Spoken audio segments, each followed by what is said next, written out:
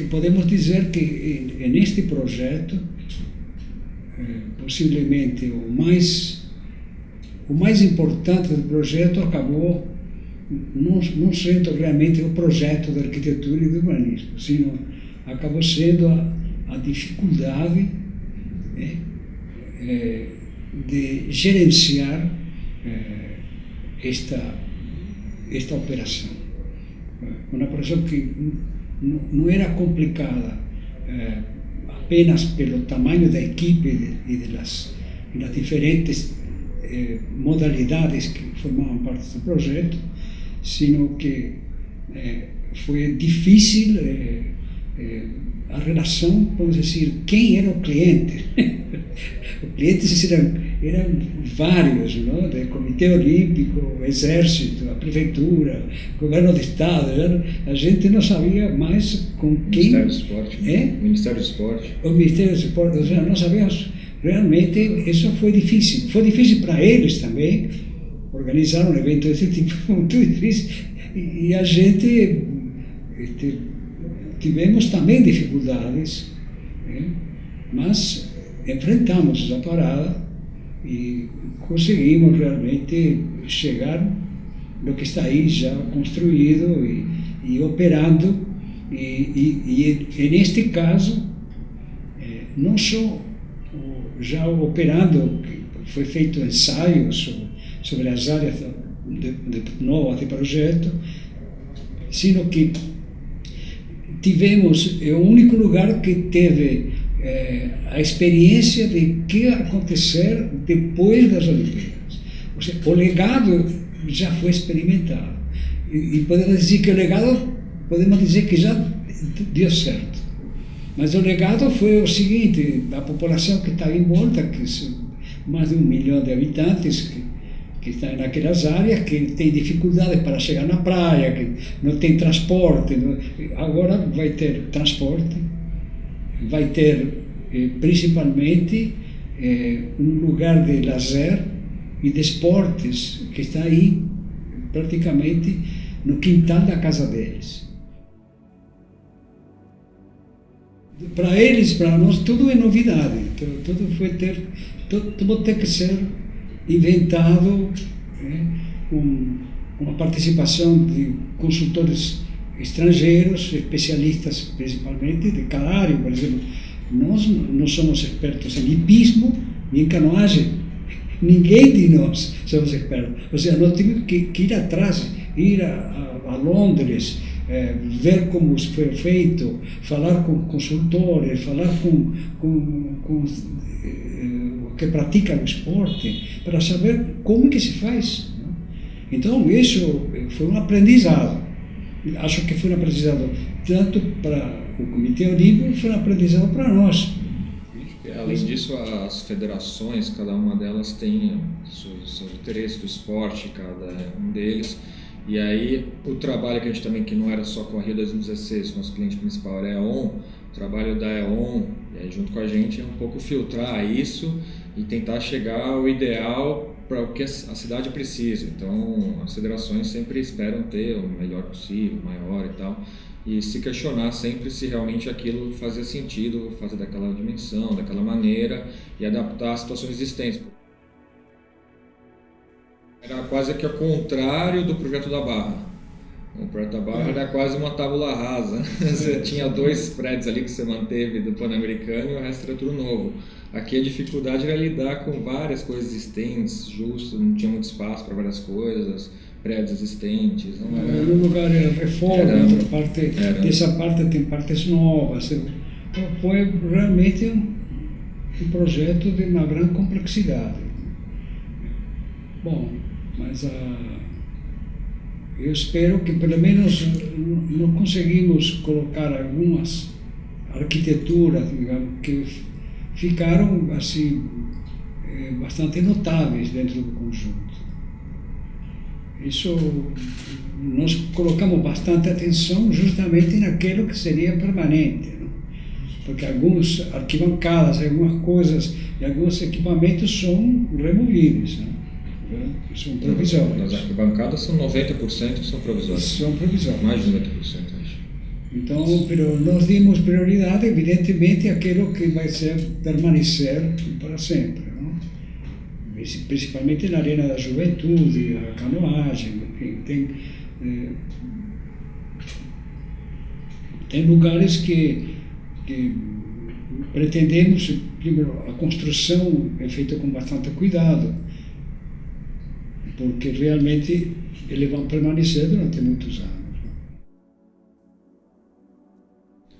Na verdade, era mais uma questão aqui de velocidade construtiva, né? Porque a gente tinha muito pouco tempo, né? Que Deodoro foi uma das últimas, a última obra a começar para as Olimpíadas. Então a gente teve que fazer tudo em tempo recorde, muito curto. Então a gente optou pela estrutura metálica, mas em função disso, na Arena Juventude, além disso, você tem vãos enormes, 66 metros por aí, então acabou levando a gente a usar mais estrutura metálica nessa construção. Mas as coisas que são móveis na estrutura, porque a estrutura metálica, a questão de móvel e tal, é sempre um pouco contraditória, porque às vezes você faz algo que é desmontável, mas é uma estrutura metálica fixa, no fundo é uma estrutura comum que pode ser desaparafusada, né? Mas ela é igualzinha a outra. No caso, isso em geral o custo é o mesmo. Então o que a gente fez aqui foi mais trabalhar com, no caso da Arena Juventude, que é que a gente chama de um hangar esportivo, que é uma área totalmente aberta, você só tem uma arquibancada que é fixa, mas as outras são montadas dentro, mas são estruturas tubulares, alugadas. E isso sim costuma ser muito mais econômico do que você construir arquibancadas de fato metálicas e desmontadas. Uma questão aqui também era do ar-condicionado. Então, ar-condicionado em legado não deve ter ar-condicionado. Foi uma questão já pedida pelo Exército, eles não queriam ar-condicionado para diminuir a manutenção. Então foi feito todo um estudo de ventilação natural em legado, mas para a Olimpíada você precisa de ar-condicionado. Então a montagem do ar-condicionado que a gente fez já foi visando a mais fácil retirada desse ar-condicionado depois. Então por isso a gente colocou todas as instalações principais, são todas externas, aparentes mesmo, de propósito. Porque se a gente fizesse uma instalação fixa e depois para ser teoricamente tirada, invariavelmente acontece que ninguém depois tira isso.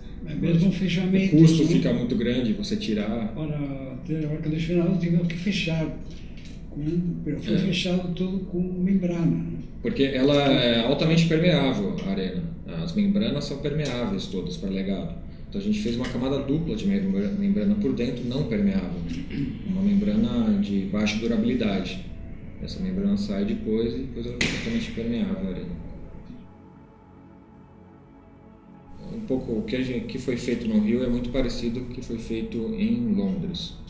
Então se criou duas empresas, uma que é a operacional, para fazer a operação dos Jogos de Rio 2016, e a outra é a ON. A Rio 2016 é uma empresa que se sustenta sozinha, ela vai tirar o dinheiro dos próprios ingressos que vão ser vendidos, e todo o marketing envolvido. E com isso ela paga todo o evento, ela faz o evento. A EON é a prefeitura que faz esses equipamentos que a cidade não tem ainda. Ela opera, dá para a Rio de 2016 operar os estádios que ela já possuía, e o que estiver faltando, que foi pedido por os jogos, ela constrói e fica de legado para a cidade. Então esse era o papel da EON. Isso é muito parecido, foi inspirado no que foi feito em Londres. Foi feito bem similar assim, então se separou uma coisa da outra, e de fato então o que fica de legado é o que a EON vai fazer, né? Então acho que isso me lembro de Londres, mas o que a gente teve, que aconteceu bem parecido, que foi uma coisa que funcionou muito bem lá e que se fez uma operação similar aqui. O que é interessante destacar é uma coisa, que por causa da exigência do IAB do Rio, todos os projetos feitos para as Olimpíadas foram resultado de licitações com um concurso de arquitetura, no qual o valor do projeto era o que tinha maior peso nessas licitações. Então, isso é uma coisa interessante, porque são centenas de arquitetos que trabalhamos para fazer esta Olimpíada. Não? Deodoro foi uma modalidade um pouco diferente do que se faz normalmente em concurso ou em licitação. Porque em licitação você tem uma parte técnica e uma parte de preço. Em Deodoro especificamente, eles colocaram dentro da parte técnica um concurso, que é uma coisa meio inédita. Então tinha um concurso inserido dentro de uma licitação. Esse concurso a gente ganhou, né? Por isso a gente acabou ganhando de fato o projeto. A experiência do estádio também foi uma experiência inédita para nós e para muitos outros que participaram da construção desse estádio. A gente se preparou para isso também, como fizemos para as Olimpíadas. Nós, muitos meses antes de que se decidisse que o Brasil seria a sede da Copa, nós fomos para a Europa e percorrimos todos os estádios da Copa da Alemanha, marcando com os administradores para entender os problemas da administração, do legado, de tudo isso. Nós fizemos um aprendizado, viajamos quase 2 meses e conhecemos todos os problemas sobre estádios. Porque, na verdade, nós, como arquitetos, as oportunidades de fazer estádio no Brasil não existia. Ninguém, pelo menos não se faz um estádio no Brasil desde os últimos estádios foram dos anos 60. Não? Então, nós tivemos que reaprender tudo. E isso foi também um aprendizado importante, em trabalhar com grandes equipes, e trabalhar com alguns, por exemplo, algumas coisas como a estrutura metálica foi feita em Portugal, foi trazido em navio, foi uma operação de guerra, não? Mas nós tivemos sorte, nos 2 casos nós tivemos empresas construtoras que realmente trabalhavam com a gente para conseguir realizar aquilo em tempo recorde, principalmente o estádio, foi em tempo recorde. Não, acho que tem uma diferença grande aí, que na questão do Castelão a atuação foi muito mais complicada no sentido da edificação em si, né? E aqui no caso de Deodoro, a questão da relação com as federações, com o que se deveria construir de fato, que ficaria de legado, foi muito mais difícil. Não é nem a arquitetura em si, né? Era muito mais relação. Então, porque na FIFA você recebe aquele caderno de encargos, você sabe praticamente tudo o que você tem que fazer, de fato. Você não tem tanta dúvida assim. Então aqui as federações não têm isso tão organizado. Então sempre eles usam a última Olimpíada como um fator para te balizar e tal, e é feito em cima disso. Então é sempre negociado, uma por uma, são muitas aqui, são 11 modalidades esportivas, ainda tem Paralímpica.